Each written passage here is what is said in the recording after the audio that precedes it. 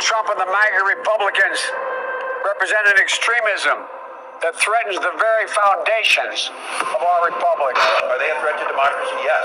Are they going to take our rights away? Yes. Are they going to put people's lives in danger? Yes. Are they going to endanger the planet by not dealing with climate change?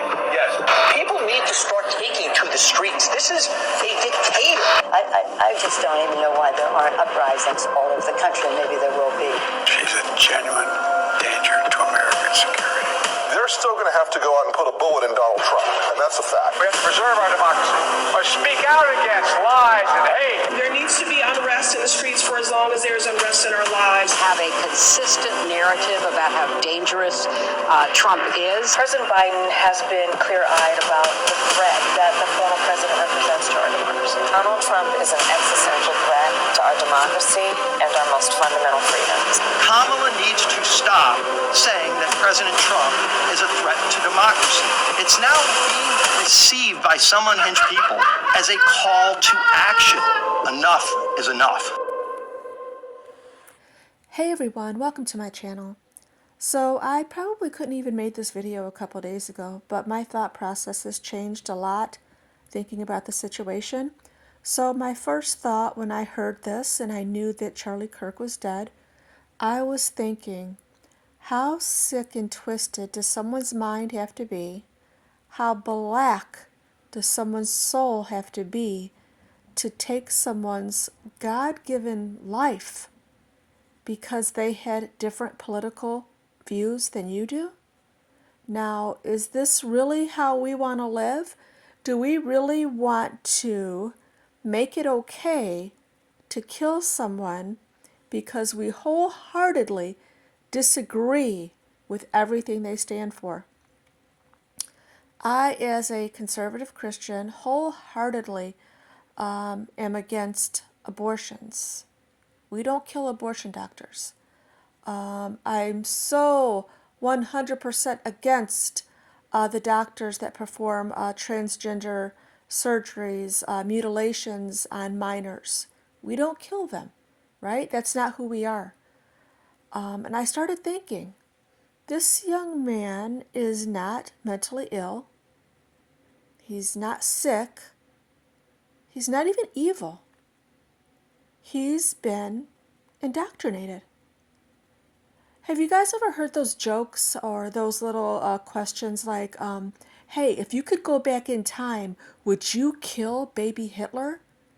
You know, if these young people with impressionable minds are being told that conservatives are literally Hitler, he's been brainwashed. He's been indoctrinated by not only his professors in school, more than likely, that's what they're taught now, by media also, all over the place.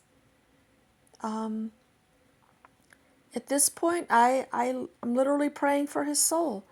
You know, it's not too late for him, because I don't believe that you're going to be the same person years from now that you are right now. So if he was truly sorry, meaning he felt it in his soul, and he asked God for forgiveness, he could be forgiven. Don't get me wrong. I do not mean by any means that he does not deserve punishment here. He does. By our laws, he deserves the death penalty. But life is eternal, and it's not too late, you know. That's what most people believe to be true. Most people on earth believe that to be true. This is someone's son. This was someone's little boy at one time. What happened to him? Who did this to him? They should also be in prison right now.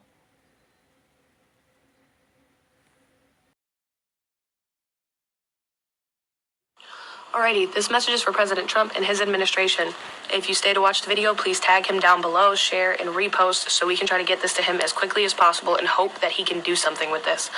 President Trump, as a supporter who voted for you 3 times, I am hoping and praying that you will revisit what Barack Obama and Joe Biden got rid of back in 2013, which is the Smith-Mundt Act, which held news corporations accountable for lying to the American people and spreading propaganda instead of truth. I think instead of bringing it back as a Smith-Mundt Act, you name it the Charlie Kirk Act, you make it a law, and you make it damn near impossible for these people to continue to lie to the American public, which has brought chaos, hatred, division, and anarchy all across this country. Fines out the ass, which will damn near bankrupt their companies should they lie to the American people ever again. They can have their opinions, that's fine. They need to state that it is their opinion and that it is not a fact. Because of their constant lies, a man lost his life over it. Because of the constant hateful rhetoric of calling him a fascist and a Nazi and a white supremacist and a bigot, the same thing that they've called you, this man is dead. I think this would be a great legacy for him to have a law named after him to force journalists to finally start telling the truth and having the integrity that they have lacked for over a decade. I hope that this gets to you. I hope that you think about it and that you pass it into law. Because we are on a dangerous path right now with the constant lies and the propaganda, and that doesn't end just at news journalists. It needs to go to content creators who consistently spread lies and propaganda and half-truths across the internet. This needs to end, and people need to start being held accountable for baseless claims over absolute abysmal things. It needs to end. So please, if you have it in your heart to have the time to do this, get this in front of Congress, get this passed as a law, and start holding these news corporations, be they right, left, or center, accountable for their behavior. Thank you.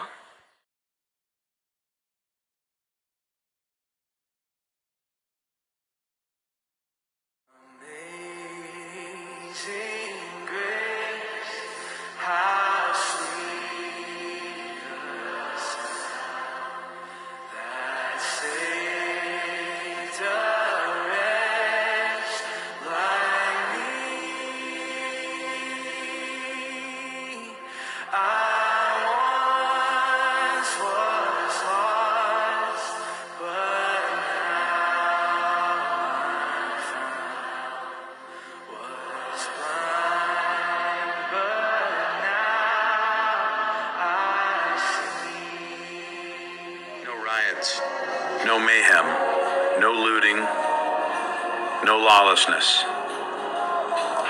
We are not them. This is our better nature.